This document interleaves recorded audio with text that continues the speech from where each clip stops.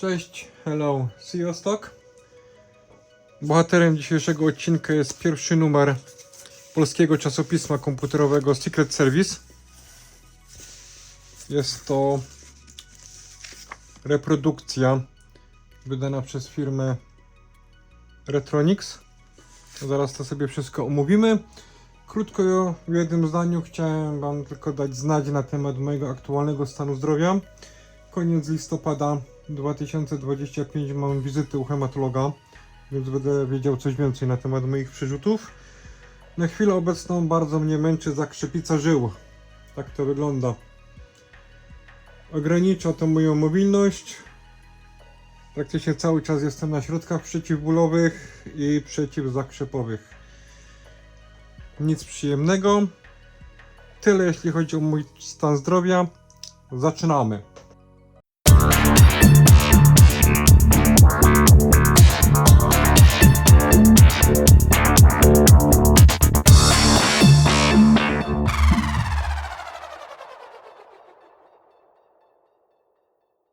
Więc ci, co mieszkają w Polsce, wiedzą doskonale. Było kiedyś takie czasopismo Secret Service, bardzo popularne w Polsce. Firma Retronix. Ta firma jest znana już poza granicami Polski. Zdecydowało się na wydanie, nie wiem jak to nazwać, repliki, reprodukcji. Na chwilę obecną pierwszego numeru. Numer z autografem dla Benedykta Dziubałtowskiego. Dostajemy w to takim fajnym kartonie. Dobrze jest to zabezpieczone. Dodatkowo mamy tutaj folię. No jak widać, jeszcze tego nie otwierałem tutaj dalej. Pytałem Jurka z Retronix na temat ilości sprzedanych egzemplarzy. Nie chciał tego ujawnić. Ja oczywiście to szanuję. Natomiast patrząc na polski portal allegro.pl można zobaczyć, że oni tego sprzedali naprawdę bardzo dużo. Ja współczuję osobie, która to musiała wszystko pakować. Jest co robić. Co my tutaj mamy? Jest autograf od redaktora naczelnego Pegas, ten pan miał pseudonim.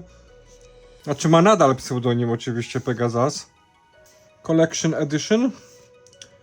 To jest taka wkładka zabezpieczająca, takie coś a la pokrowiec. Właściwa gazeta jest w środku tutaj. Mamy Secret Service, pierwszy numer. Styczeń 1993. Tak, myślę, że to jest styczeń, to jest 01. Ale to fajnie pachnie. Indiana Jones 4, Another World, Tank Platon. Mamy Amigę, Atari, IBM, Commodore, Spectrum i znowu Atari. Aha, bo tutaj jest Atari ST, tu jest zwykłe Atari. Wygląda mi to na takie dosyć trwałe. Myślę, że to się nie rozleci po kilku razach, kiedy będziemy to czytać czy tam oglądać. Zobaczmy do środka.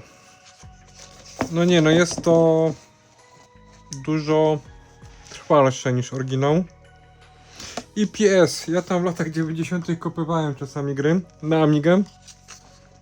Bardzo stare dzieje. Mamy tutaj informację o tym, że to jest Retronix. Czym to się różni od oryginału? Powiem szczerze, nigdy nie miałem pierwszego numeru w rękach, nie widziałem go. Jedynie zdarzało mi się tam jakieś PDF-y przeglądać. No na pewno na uwagę zasługuje papier. Ja Secret Service'a kupowałem w latach 90., ale zacząłem gdzieś od numeru 30. No i papier nie był taki. Tutaj jest dużo lepszy. Więc na pewno będzie to trwalsze. Jeszcze raz powącham. Nie no, ale czuć drukarnię. Kurde, coś pięknego. Nawet nie kojarzę nawet tej gry. Nie słyszałem nigdy o niej. Super. I tak w latach 90. wyglądał internet. Kupowało się jakąś grę, albo zdobywało. I albo się miało farta i była recenzja w gazecie z opisem przejścia, albo się nie miało tego farta. A największy niefart był taki, że był błąd w opisie, błąd w mapach, błąd w recenzji. No niestety w Secret Service to się zdarzało dosyć często. Pamiętam taką polską grę Last Soldier. Soldier. Przepraszam za mój kiepski akcent. I tam była solucja, była mapa, ale mapa bodajże była wydrukowana na opak, więc kto tam zakumał i się zorientował, ten umiał to tam sobie jakoś poprawić i odnieść się do tego. Tak zwane cheaty. Jak oszukiwać w grach. Te gazety w latach 90. były aktualnie internetem. To było podstawowe kompendium informacji na temat tego, co się dzieje, co się ukazuje, jak grać. Indiana Jones, Fate Atlantis. To jest świetna gra. Widziałem recenzję na YouTubie. Ogromna gra. Na Amidze ona wyglądała dosyć kiepsko i dosyć wolno działała, ale dało się pograć. A w to grałem i na Amidze pod PC-taskiem. Dosyć trudna gra. To też chyba gdzieś widziałem na Amidze. Coś ale taki film animowany. Oczywiście Another World, ale naprawdę ten papier jest to jest jakby takie wypukłe wręcz. Gunship. W to grałem na Commodorku 64. I to jest chyba... To jest Pegas As, redaktor naczelny z Secret Service'a. Jak wygląda obecnie ten pan? W 93 roku był dużo młodszy. To są informacje z reedycji. Tego nie było w oryginale. No oczywiście, że nie mogło być. I to jest coś bardzo ciekawego do przeczytania. Ale ja przewracam te kartki, no bo oczywiście tego nie czujecie, no bo nie macie jak. Ale zapach świeżej farby tutaj daje po nozdrzach. No wygląda to zacnie. Co ja o tym myślę? No papier jest super. Fajnie, że jest reedycja. Kosztuje to 90 polskich złotych. Tyle zapłaciłem za egzemplarz z wkładką i autografem, co jest super sprawą. 90 polskich złotych to jest około 18 funtów brytyjskich. Ze swojej strony polecam nabycie tego. Na pewno warto. Jest to kawałek historii.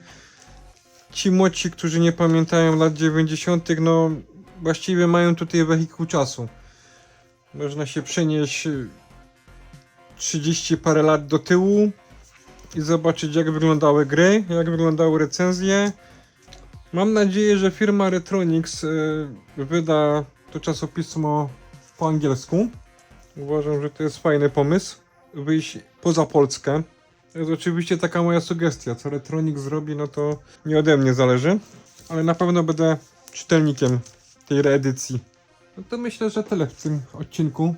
Nie chcę, żeby o jednej gazecie był jakiś tasiemiec, nie wiadomo jak długi. Dzięki za oglądanie. Bądźcie zdrowi. Bye bye. Wisont latasz. A ja się biorę za Settlers 2. Właśnie. Gramy w Settlers 2.